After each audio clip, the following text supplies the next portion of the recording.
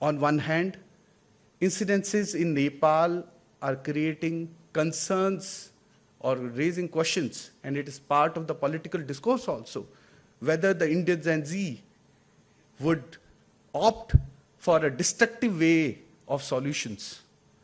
And my submission is that Indian youth would always choose a constructive medium, because it has chosen the idea of debate, because in Bharat, the legacy of debate is there, Vada Vivad. And even in our conversation, our youth from Dakshinapatha traveled throughout Bharat, debated by Mandan Mishra, and that's how the Adi Shankara initiated the great philosophical discourse of Advaita Vedanta. In that sense, in our country, it's the conversation, it's the debate, and it is not the Western idea of democracy which has come up here. We have had our own models of democracy. How far should I go? Should I go to Vaishali? Should I go to the Mahajanapada period? I would call all of you to go to Uttara Merur here in Tamil Nadu and see for yourself the democratic model of Bharat. And in that sense, anyone who comes up and says the Gen Z would come and do a movement and andolan and agitation just like the Jasmine Revolution, or for that matter, other revolutions across the globe, those are moved and mentored by foreign powers. We in Bharat would have our own movements, our own reforms, our own ways of developing Bharat. And today's moment and this era's moment is a movement for Viksit Bharat. Dhanyavad. Bharat Mata ki jai.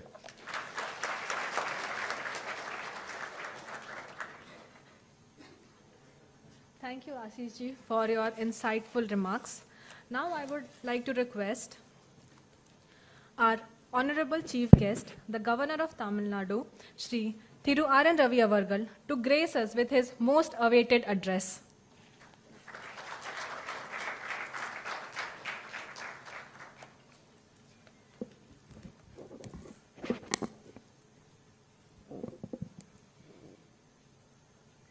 Distinguished dignitaries on the dais, Professor Kamakoti ji, Thiru Ashish ji, Akansha ji, Thiru Induchulan ji, distinguished participants, bright and intelligent young men and women of this country, all assembled here. Vanakkam, Namaskaram, very good morning to all of you.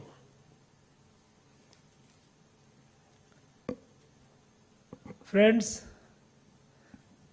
it's true, in the introduction Professor Kamakoti mentioned about that on a Saturday morning, usually on the weekend, when the general sense is, okay, relax, people take their own time in waking up, and the day begins not at a fixed time, but at their own convenience. And nowadays, even families don't bother to wake up the children. You have chosen not only to wake up, not only to look so fresh and energetic, but having come over to participate in an event which is intended to create a new Bharat. In fact, this morning, if you ask me, at 5:45, I ran with 2,000 students of Tamil Nadu along the beach in a marathon. And I was so energized to see these young men and women from various colleges of Chennai and around who took part in it. And at that time, it was drizzling. They didn't bother. Rains did not deter them. And that's What makes you feel this is our strength, our youth of today is our strength. They are our future, and our future is bright. Friends, all of you associated with this Think India, you are intellectually bright, each one of you doing very well in your academic career, but you are also infused with a sense of pride, a passion of love for Mother Bharat. You have chosen to commit yourself to make this country the great, not only in your individual capacity, but you have also come together and formed a body as a collective and created a critical mass to awaken all the youths of this country. Indeed, it's a matter of blessings, it's a matter of privilege, and I'm immensely delighted to be with you at this moment.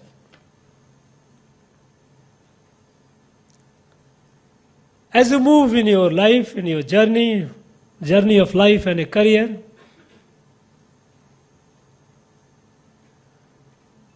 you will be moving with certain mission in your life. Friends,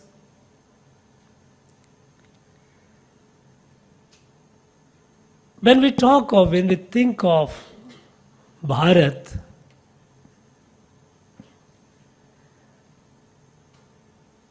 unfortunately, situations have been such for centuries and even after independence to a long duration, which created such amount of confusion about the very notion of Bharat. When you say you think for Bharat, you act for Bharat, you will come across many challenges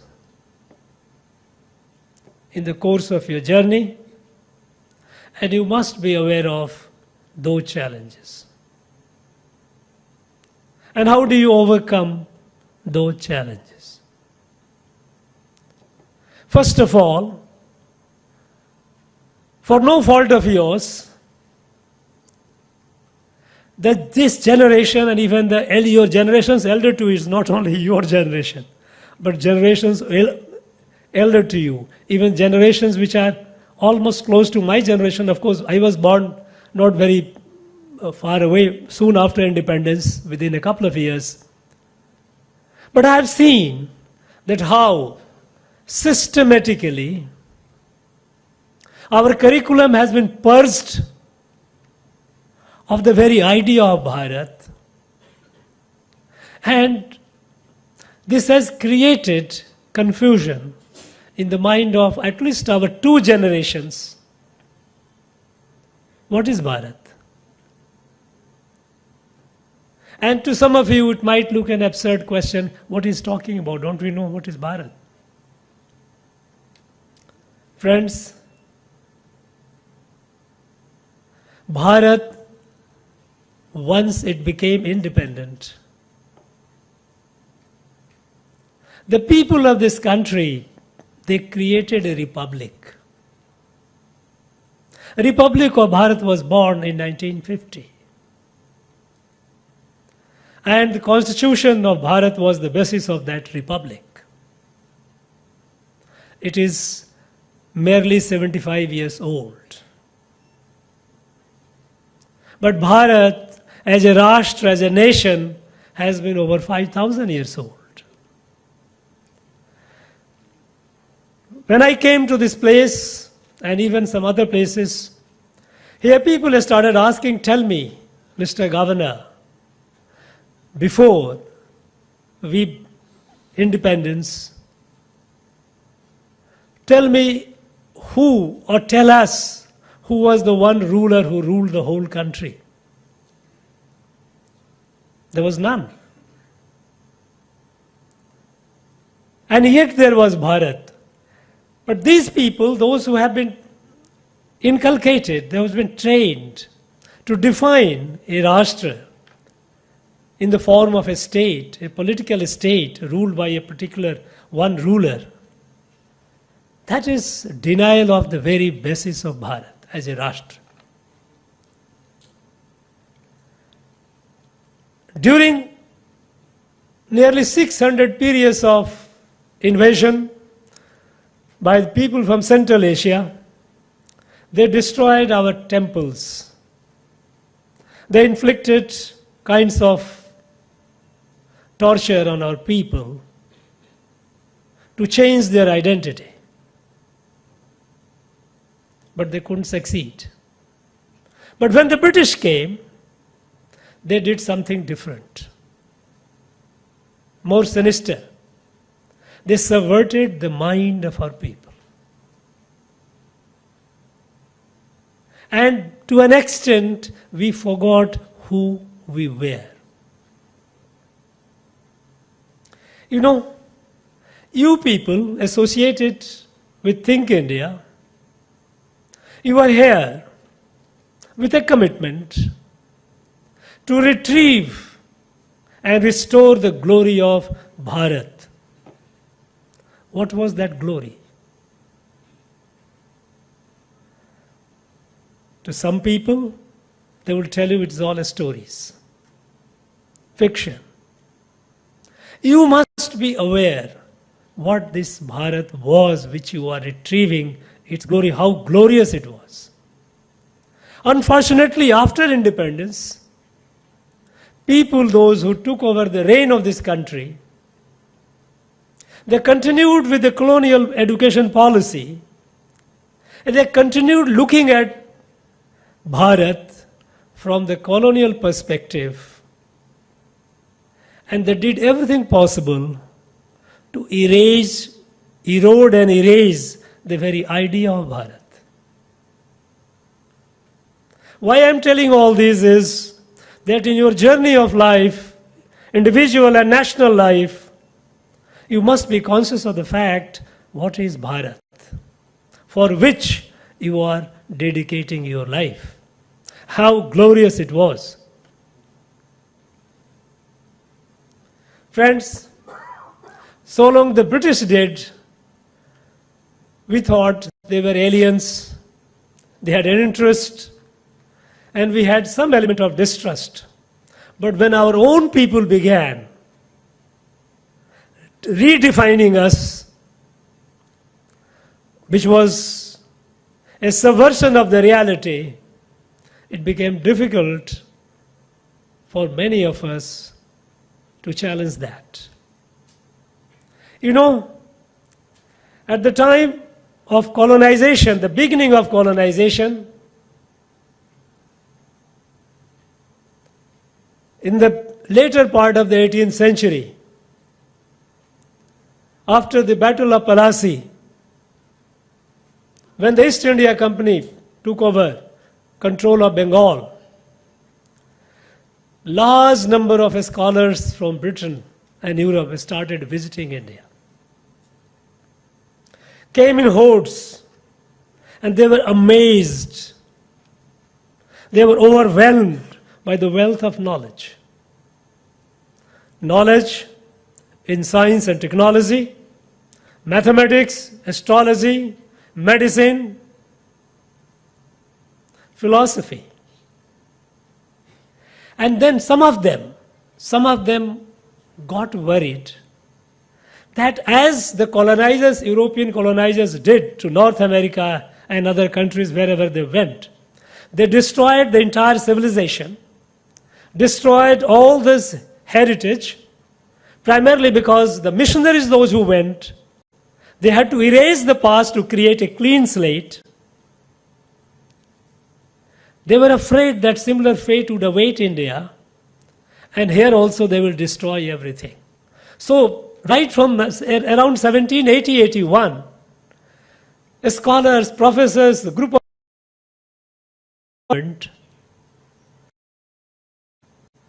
save and collect the wisdom of Bharat.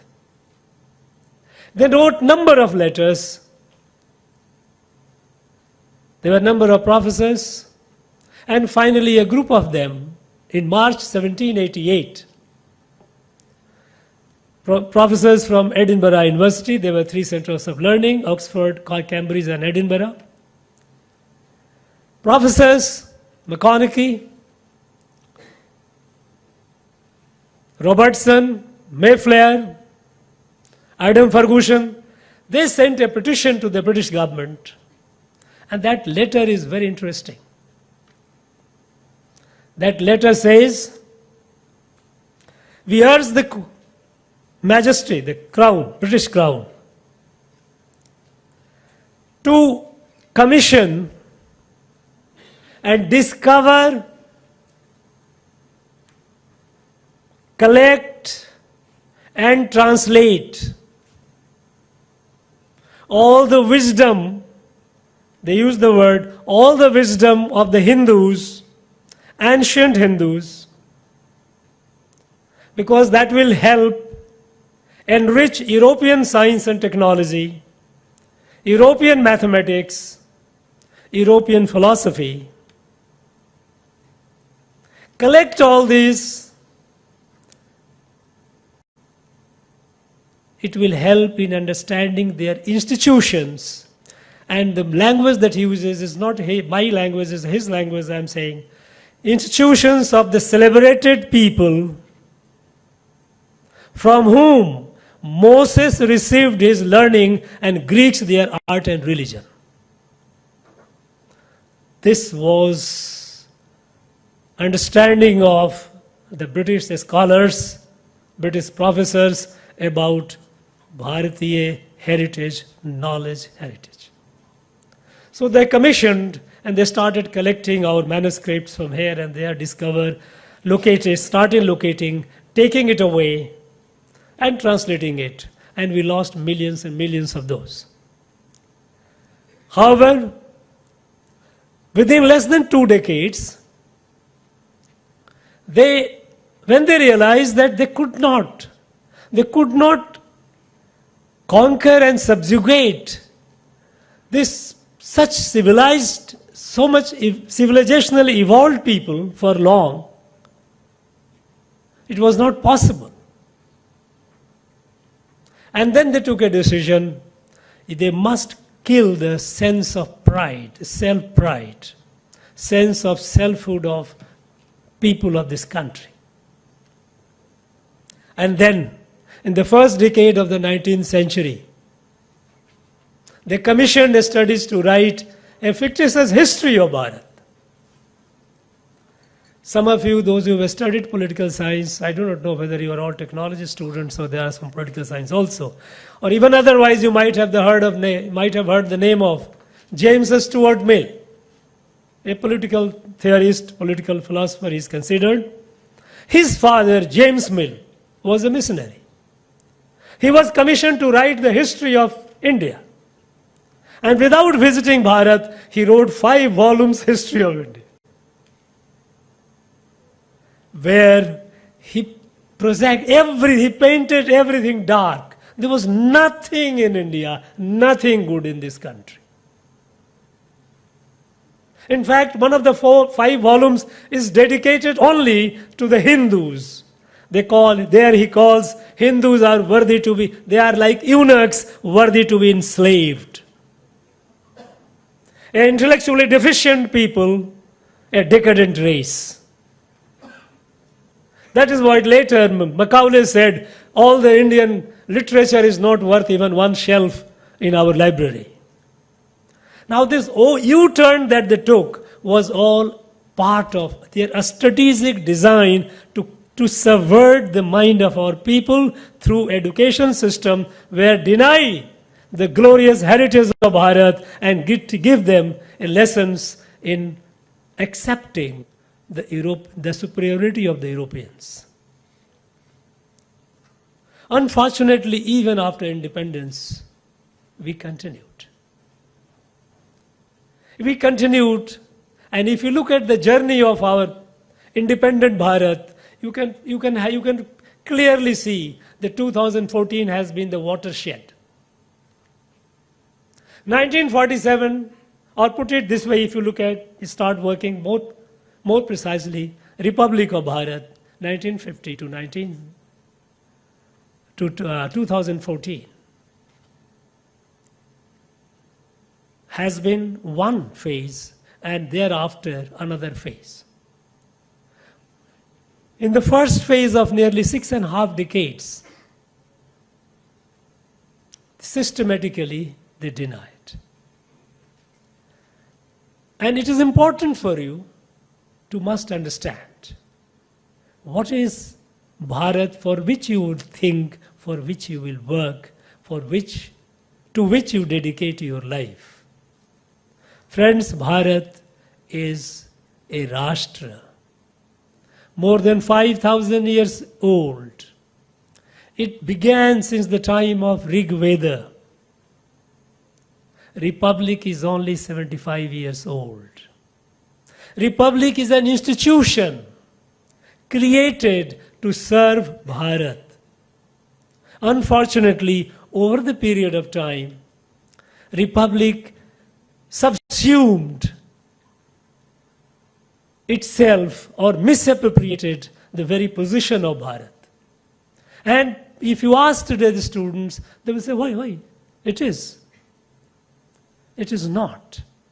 We must understand what is that Bharat which has been there for 5,000 years. What was that which brought us together? What is that which is not defined by a ruler, a king, who ruled the whole territory? The political definition of a state, which is defined by the Europeans, is a state which has 4 ingredients. Any entity which has 4 ingredients is defined as a state. A defined territory, a population living on that, there is a government administering that population and territory, and that government is sovereign. By that definition, Bharat is not. But Bharat was not a political state. It was a Rashtra. And what was the foundational principle of that Rashtra? The foundational principle of that Rashtra, which was given to us, revealed to us through the Vedas, is the entire creation is a family. Vyashti, Samashti and Srishti all are a part, integrally connected. Mahatma Gandhi in his round table conference beautifully described it as Bharat is a beautiful tree, which has millions of leaves, hundreds and thousands of branches. No 2 leaves are alike, no 2 branches alike. Yet it's one family. Beyond the tree, a leaf has no existence. Beyond the tree, a branch has no existence.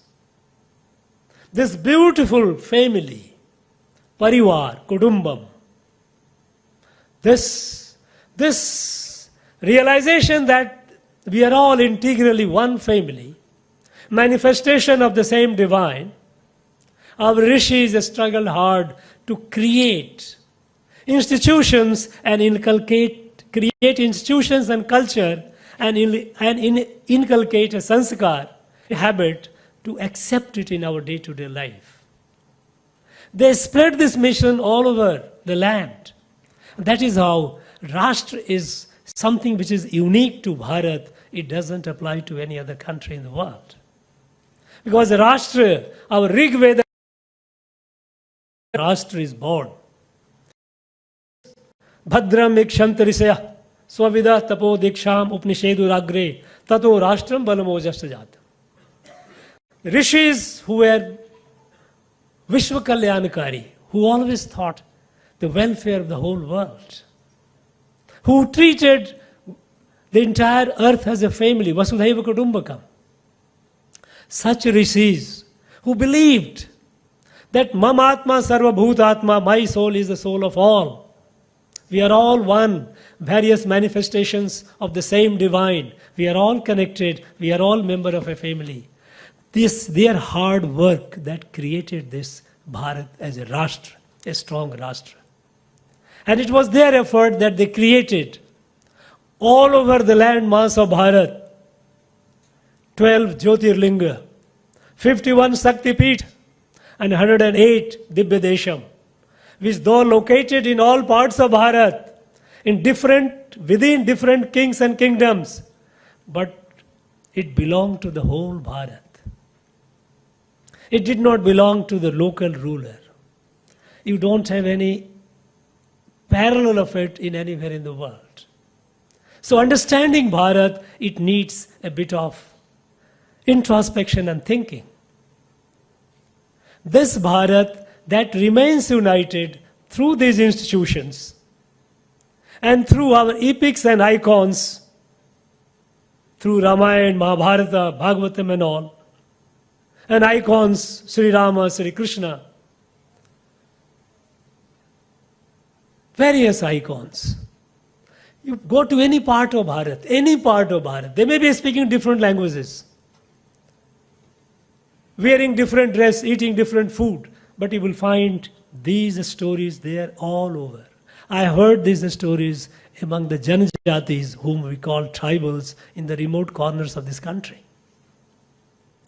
This oneness, you will think of it. This year at the beginning, at Prayagraj, over 66 crore people, over 66 crore Hindus from all over Bharat and rest, whole of the world, they came. No one was invited. They came as a matter of right and responding to their inner call that yes, they must go there and take a dip. This is the strength and soul of Bharat. Unfortunately, after independence, this foundational values were looked down upon. The basis of this was the basis that we are all one member of one family, and the entire creation is a family, and we must live in harmony. We must live in harmony. And living in harmony is what is dharma is. Dharma is again unique to Bharat, is not religion. But what happened? After independence, the very first Prime Minister, in a public statement, in an interview, he said, my biggest challenge is to create a secular state on a profoundly dharmic society. Now, creating a secular state on a profoundly dharmic society, and here I would urge my law students, those who are there to think of it, that secularism, that unfortunately that we adopt, it is an European concept. It tells us to move away, look the other way. This, on a dharmic society, creating institutions of a state created by republic, for the republic, created by the constitution. And we said, you don't look at that. It is a taboo. Now this created a conflict between society, between the Rashtra and the state. It created tension between the Rashtra and the state. As a result, this tension manifested in many ways. The state became all powerful.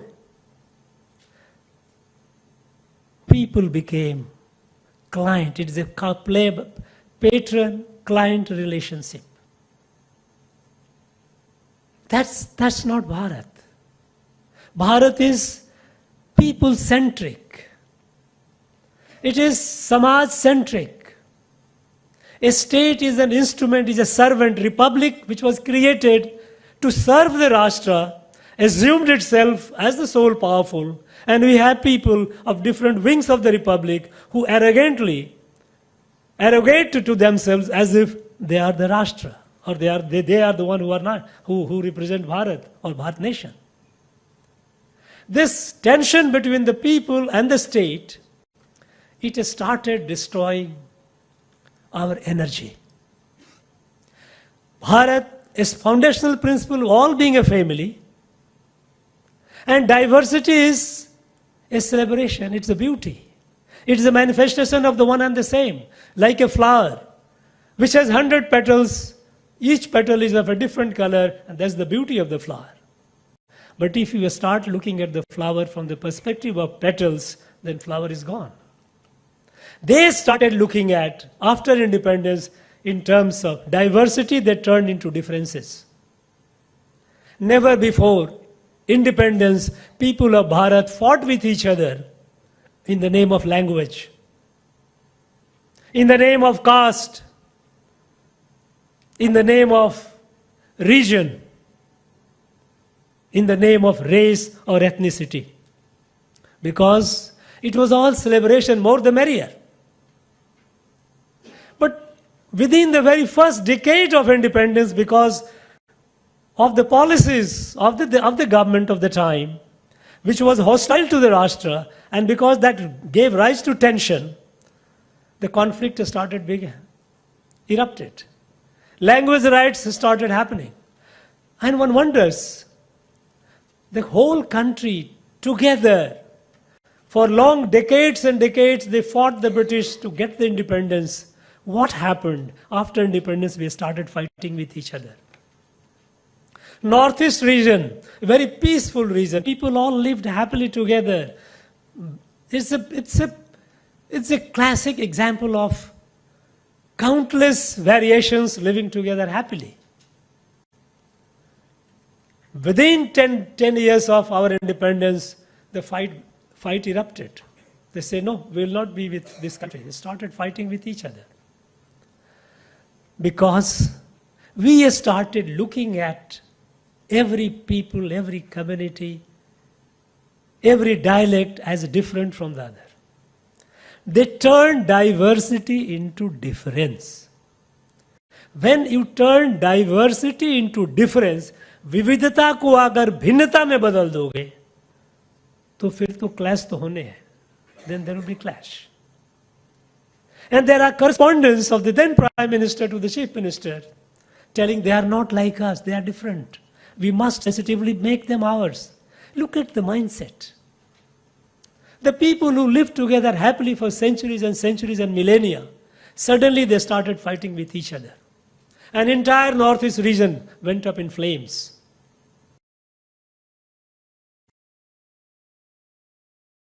Kashmir.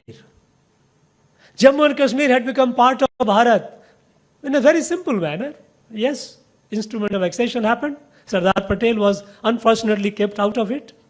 Sardar Patel united the whole country, but the then Prime Minister kept him away from Jammu and Kashmir. As a result, we are still facing the consequences of it. But when Jammu and Kashmir had become part of Bharat like any other princely state, why did we allow Pakistan to occupy a major part of Jammu and Kashmir? When we were militarily capable of retrieving it, we could have done it very easily. Why did we go to a third party? Ask them then, okay, persuade Pakistan to give us the land. They have not given you as yet. Why did we allow China to take away more than 30,000 square kilometers of our land? Those days, China was not a major power. China was far more vulnerable than Bharat. Bharat was far more superior at the time. But then these facts were suppressed from the rest of the country, from the Rashtra. The country was taken as if it is a territory, you can barter it, transactional, give away. And we continued facing the problem. Look at the Maoist. Somewhere started in 1960 in a corner of Bengal. And they spread over to almost 1/3 of the country. And the governments from time to time, they started saying, oh, they are essentially people who have been deprived of development. They are victims. And blow hot, blow cold relations continued and they kept spreading. They ran their parallel governments.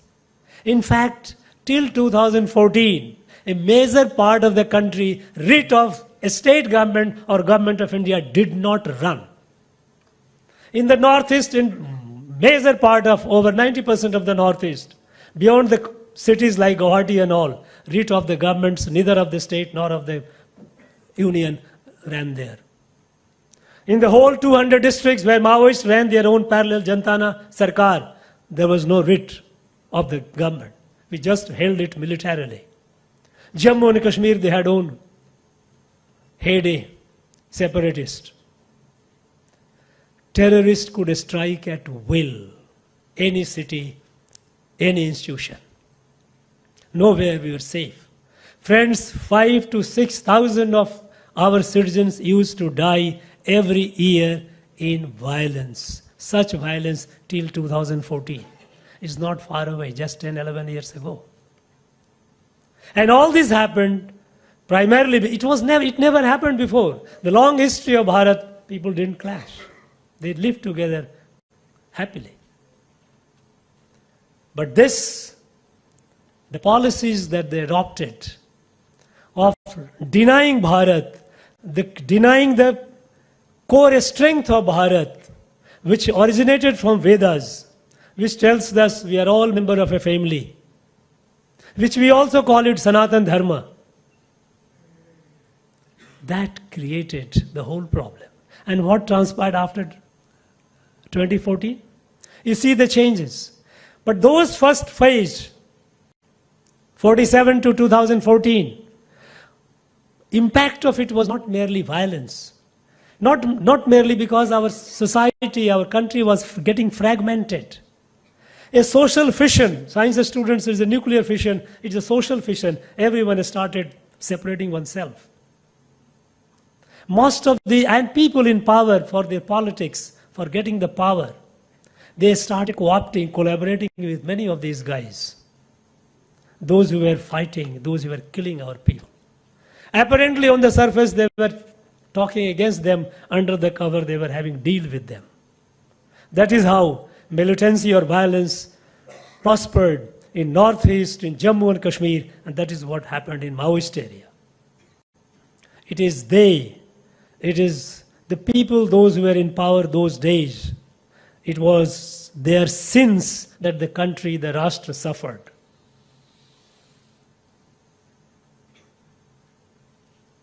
From 2014, and thanks to a national leadership who understands Bharat, he changed the whole paradigm. Treated and is treating the whole country as a one family. That is why you look at the policies. Look at the 1947. Despite all the exploitations, we were the 6th largest economy. By 2014, we had become 11th largest. We had dropped down. We had become poorer. There were countries which were far behind. They left us behind. Economically, we became poorer. Over 30% of our people were living in absolute poverty in 2014. Fortunately, today it's less than 4%. 25 crores people have been pulled out of poverty. We became poor in knowledge. Bharat, which always took pride in its knowledge, Vishwaguru, hum Vishwaguru the, we became intellectually poor. And how do I say that? Take the report of WIPO, World Intellectual Property Organization report, which tells you the intellectual property created in the world. They have a chart. Which country, how many? Till 2014, 15, 16, we didn't figure anywhere. We are not on the list at all. Because we had become not only economically poor, we had become intellectually deficient, with knowledge-wise poor.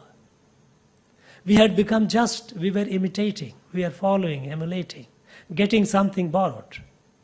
We are not creating our own knowledge. We are just producing graduate certificate holders. In our military was heavily dependent on foreign supplies. That is how our adversaries could take us for granted.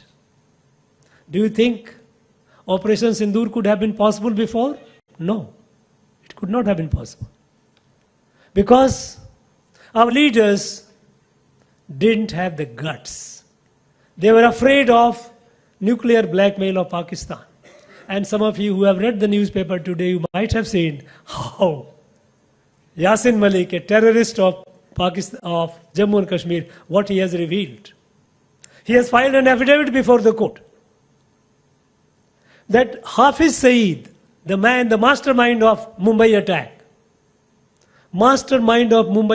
for almost 60 hours, the whole country washed with indignation, with anger, with frustration and humiliation.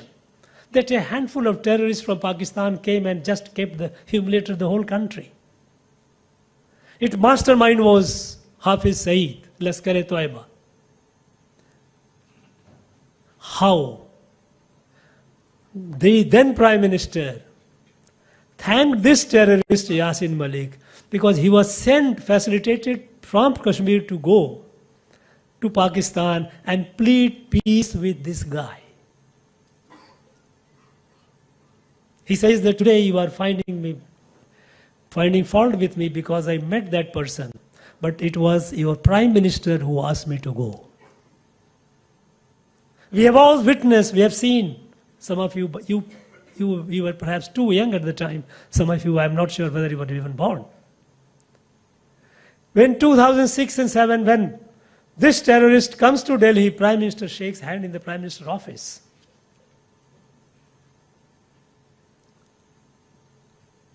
Our people didn't have the courage, they didn't have the clarity, they didn't have the strength.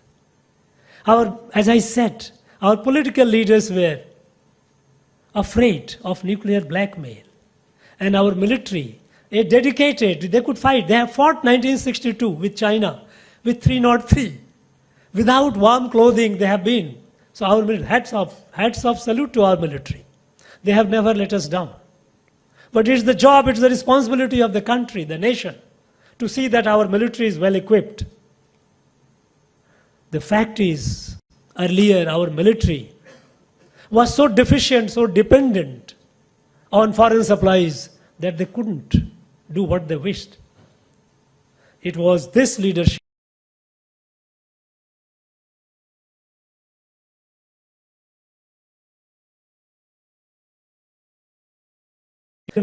all these terrorist infrastructures, terrorist hideout, and you have seen off and on you read in the newspaper how Masood Azhar, the family, his people, they all say, my family is destroyed. Masood Azhar, the man who attacked the parliament. How his family was destroyed. Hafiz Saeed, Lashkar-e-Toiba, how his entire establishment was destroyed. Over 100 terrorists were killed. Deep inside the belly of Pakistan. And when Pakistan tried to take revenge, nothing, they couldn't succeed. Our defense system was so strong. And these were largely indigenous. Our own engineers, our own scientists, our own industry entrepreneurs, they had created the system to which we are all proud of. The whole world witnessed. This transformation has happened in the last 10, 11 years with a sense of pride. So friends, as you grow in life, two things you must have clarity about. Rashtrabodh and Satrubodh. What is Bharat as a Rashtra, you must understand. Because that will help you in reinforcing your conviction that it's not just a pep talk. It's not just someone is talking on a fiction. To have the sense of this Rashtrabodh, not only just philosophically, but how prosper we were in terms of science and technology. In medicine, in mathematics, in astronomy, I'd urge you all to have a book, a collection of 5 volumes of Dharmpal Classics. You can go on Amazon and you can order it. This gentleman, great man, he has dedicated his life in discovering the fact. At the time when colonization of Bharat began, what was Bharat? how Bharat was the number one economy in the world, how prosperous was our science and technology. You know, one illustration. In 1840, Sheffield, the then largest iron and steel company of Europe, the British company, they sent 1,000 metric iron to Madras port, and they couldn't sell it. And when the company asked the then Madras governor, why is it so? The reply of Madras governor is very revealing. Madras governor replied, here nobody will buy your steel. Because making iron and steel is a cottage industry here.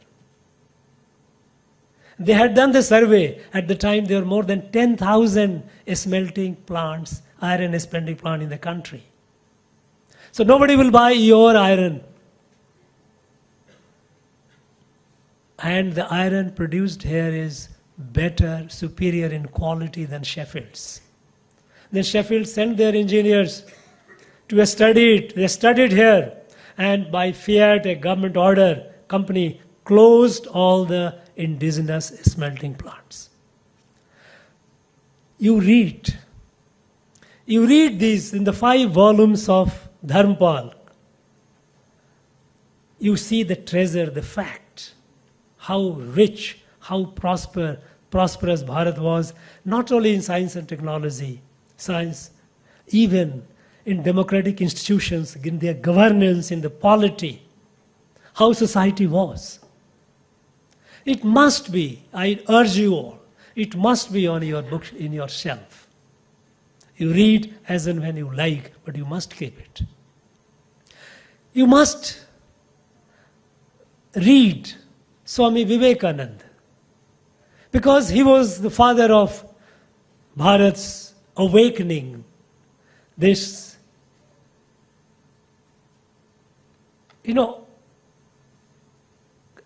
national awakening in this country. If it happened, the beginning was made by Swami Vivekananda. Read his literature, read his lectures, you get the insight. You read Sri Aurobindo. Sri Aurobindo beautifully defined what is Bharat, and you must listen it carefully. Sri Aurobindo said Bharat is a living energy. He called it Bharat Shakti. Bharat is a living energy of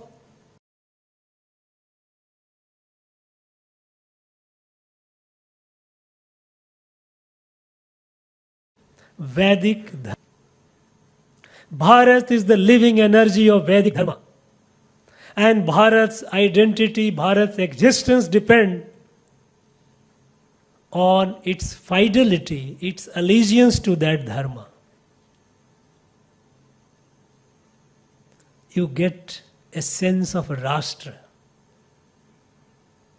And you must also have Satru Bodh, who are the enemies of Rashtra. Because you have plenty of enemies, not only outside, you have plenty of enemies within. Those who say that Bharat is not a nation, Bharat is not a Rashtra. And there are ideologies, political ideology. Here itself, we have an ideology in our state which doesn't believe that this place is a part of the Bharat nation. They say, no, we are a separate nation. Such ideologies which do not accept Bharat as a nation, you must be aware of them.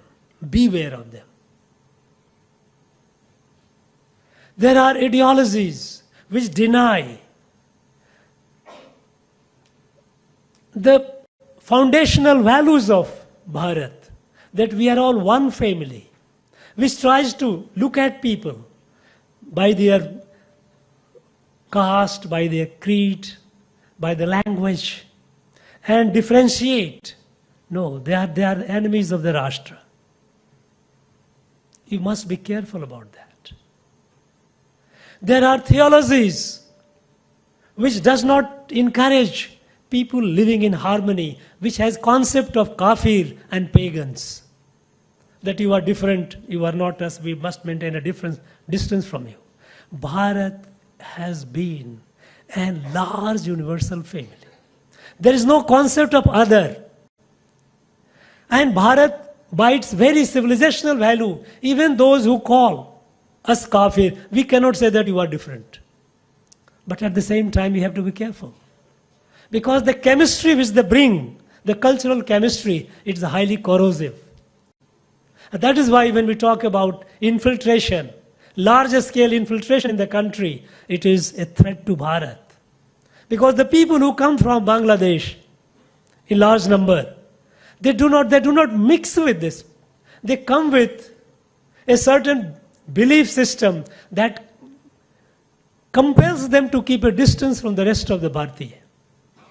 And this is happening in Assam, Bengal and Simanchal, Bihar, where a partition, future partition of Bharat is a work in progress unless it is addressed seriously today. So this is Satru of Bharat. You must have a Satru both.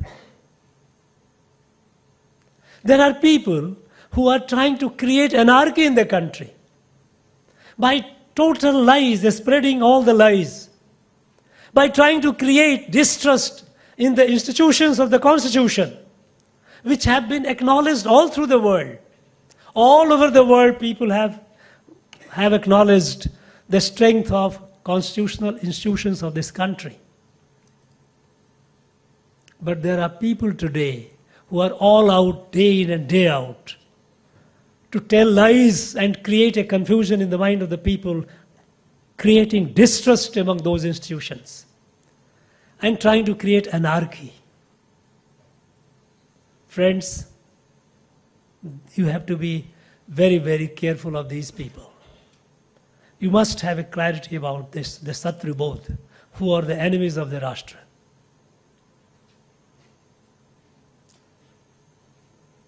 You must realize that a country today is not just a strong, just has to be a strong militarily. When the social harmony of the country is disrupted, it is a recipe for chaos. You know how there are countries have imploded. The great Soviet Union imploded from within. Their military might could not save them. There have been cases around creating anarchy. When democratic means fail, when they feel that democratically they cannot succeed. So create confusion, create fear, and fear in the mind of the people, insecurity, and provoke them to come out in the street against the government of the day. These are the enemies of the Rashtra. They are Satru. You must have clarity about Satrubodh and Rashtrabodh. Rashtrabodh, what is Bharat, and Satrubodh, who are the enemies of Bharat. And then you move forward with this clarity. And I know that these 2 days, today and tomorrow, you will discuss about artificial intelligence, entrepreneurship. I'm sure. We know, we have seen the changes which are happening. Revolutionary transformation. Till 2014, if you come to entrepreneurship, we had less than 400 startups. Today we have nearing almost 2 lakhs. And a scores of them are unicorns. A startup, our young mind has been unleashed. Their talents unleashed. They are daring. They are taking on the challenges head on. And when it comes to technology, our country is the smartest in the world. Our youth is the smartest in the world in adoption of technology. Artificial intelligence is a general purpose technology. Like electricity, when electricity was discovered, on its bed, on its platform, countless applications and revolution happened. Artificial intelligence is a general purpose technology. It has countless applications. And I'm sure our people, our young men and women, will find multiple ways of harnessing it. But along with that, we also have other frontiers of technology. Quantum computing, nanotechnology, synthetic biology, nanorobotics, people are working on that. In fact, there are people in the world who are moving from nano to pico. All your technology students who know nano is 10 to the power minus 9, pico is 10 to the power minus 12. They are going to that macro, nanorobotics, thinking of that. Augmented reality with on the bedrock or on this back of 6G technology, which is not far away, which is going to be far, far more efficient. All these are going to be transformative. And if Bharat, and there is no question of if, Bharat has to be the leader, has to be the self-reliant, has to be fully developed, East has to be fully developed and capable in all our technology, frontiers of technology. We have lost a lot of time. Prime Minister the other day, in his talk, he mentioned that how, at some point of time, people thought of semiconductor decades ago, but then it went into the deep freezer. Nobody took initiative. It is only now that we have started, and proudly started, fabricating. Started late, but we have that energy with which we will not only just do incremental, we not just make leapfrog, it has to be quantum jump. Leapfrog is an old phrase, we cannot afford that. You all have to think big. See, at the time, in 2047, all of you will be at the helm of affairs. At that point of time, I'm sure you will sit back and ask yourself a question, each one of you a question to yourself. What did I do to make this Rashtra, make Bharat great? What was my contribution to it? And you know, answer to that question will give meaning to your life. Each one of you, remember, each one of you is a national asset. You are not just an ordinary youth. You are a national asset. And you have a great responsibility towards Bharat, not only for yourself, but by building yourself to your full potential, you will do a great service to Bharat Mata.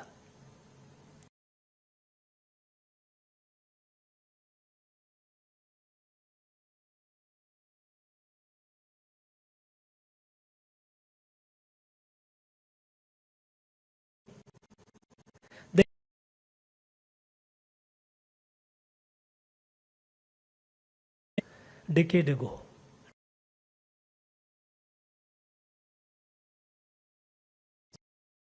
Not only possible, it is being encouraged. Make use of it. Bharat Mata, great again. And anyone who is shy of calling, when I say Satrubodh, anyone who is shy of calling Bharat as a Bharat Mata, because anyone who denies Bharat as a Bharat Mata with suspicion. is a living Because anyone who denies Bharat as a Bharat Mata, beautiful tree.